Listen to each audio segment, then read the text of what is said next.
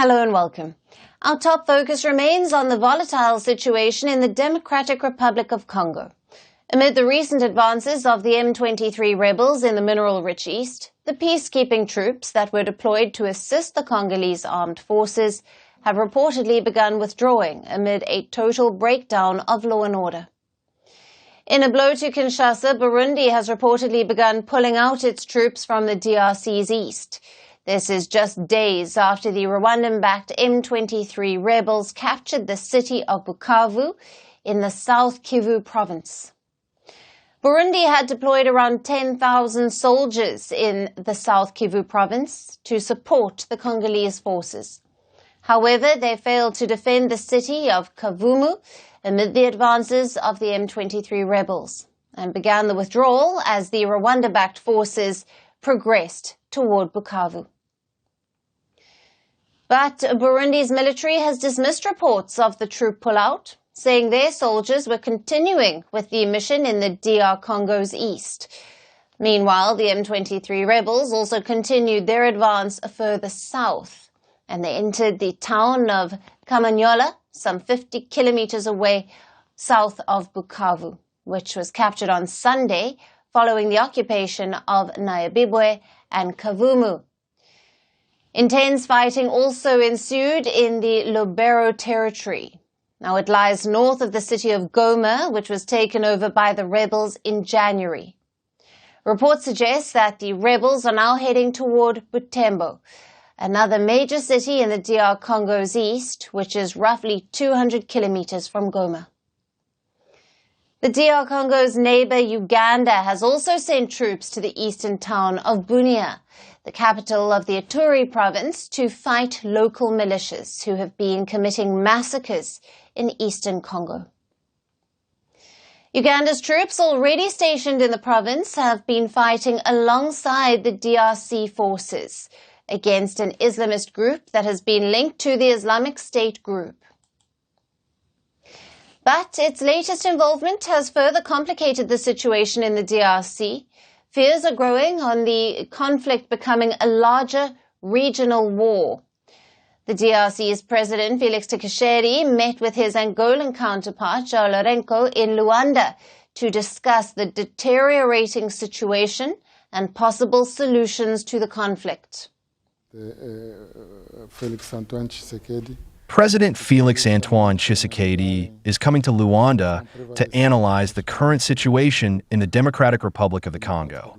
We know that this is a situation of concern to the continent following the meeting of the African Union Peace and Security Council held in Addis Ababa, which was devoted to this conflict.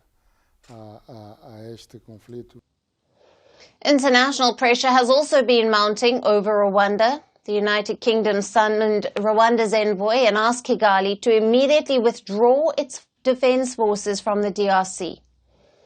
Meanwhile, Rwanda has also suspended its development cooperation with Belgium, accusing it of leading efforts to block Kigali's access to international funding. Last week, the European Parliament also passed a resolution urging the suspension of European aid to Rwanda, including a key minerals agreement. Kinshasa has long accused Rwanda of stealing vast amounts of minerals from its east. Still, it calls for international sanctions on Rwanda have not been fully successful. Will Kinshasa succeed in garnering support for its cause, or will Rwanda give up its support for the M23 and withdraw its troops? Now, to discuss more on this, we have with us Regan Miviri, a conflict analyst at Ebuteli Institute, who is joining us live from Beni in the DRC. Welcome to Firstpost. Thank you. Now, what are the implications of Burundi's army withdrawing from the eastern DRC, especially in light of Uganda deploying its forces in Bunia? Does this signal a shift in regional alliances or military strategies? Yes, I'm not sure that is really a big shift, but of course it's a development, a new development in this conflict, and we think that this will de-escalate the tension between Burundi and Rwanda. But still, the conflict, the M23 crisis and the conflict between Rwanda and DRC will remain. So that is just, I think, a position which is depending on the situation on the ground. I think that FRDC, the Congolese army, has withdrawn in some places, so the Burundian couldn't fight alone, so they withdraw as well. So I think it's much more that, but I think Rwanda will still backing M23. And Uganda is playing a double role while they're still fighting against ADF. They are also doing some activities which we can consider that they are unilateral, but still, for now, it looks like they didn't involve themselves in fighting against the national army in DRC, like in Bunia. Right, right.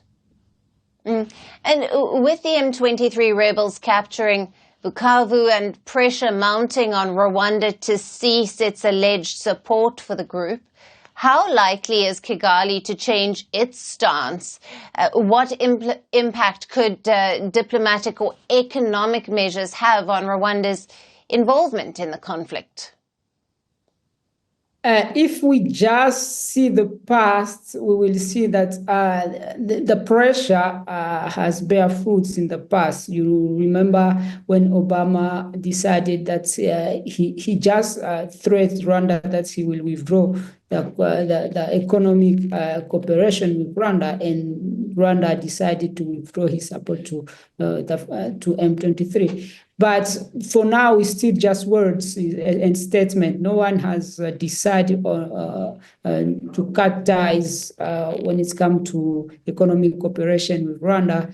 Rwanda was the first to decide to suspend the cooperation with Belgium, but no one, the UK, the US, and the European Union, they all have said that Rwanda should withdraw his support to M23, and all the Rwanda troops should pull out from DRC territory. But that's not enough. It's just words. What can change this situation is really economic sanction when it's come to Rwanda, and that perhaps can change the mind on the other side of the border in Kigali. Right. And the UN Human Rights Office has accused the M23 rebels of executing children in Bukavu. How does this incident impact the broader human rights and security situation in the region? And what measures can be taken to hold the perpetrators accountable? Yes, I think that is really one of the important questions that we should be addressing here. I think the human rights situation has worsened in DRC in general, and in Goma and Bukavu in particular. So these zones where the rebel group has control. So it's not just about killings; it's also rape, it's also robbery, and all these things. So a lot of reports coming from Goma and Bukavu has confirmed this violation of human rights, and I think it would be important that the international community and the UN in particular may have like a right stand on this and make sure that people these incidents are documented, but also measures are taken. Measure in this situation, measure can be individual sanction. Yes, of course, there is some who have been taken, but there is perhaps a need to have more. But also, like MONUSCO, who is still in some parts of this control area, should be doing his role, and their mandate perhaps should be strong enough so that they may try to protect the civilian. I think protection of civilian is the main issue right now. Right. Thank you very much for being with us on First Post Africa. Thank you.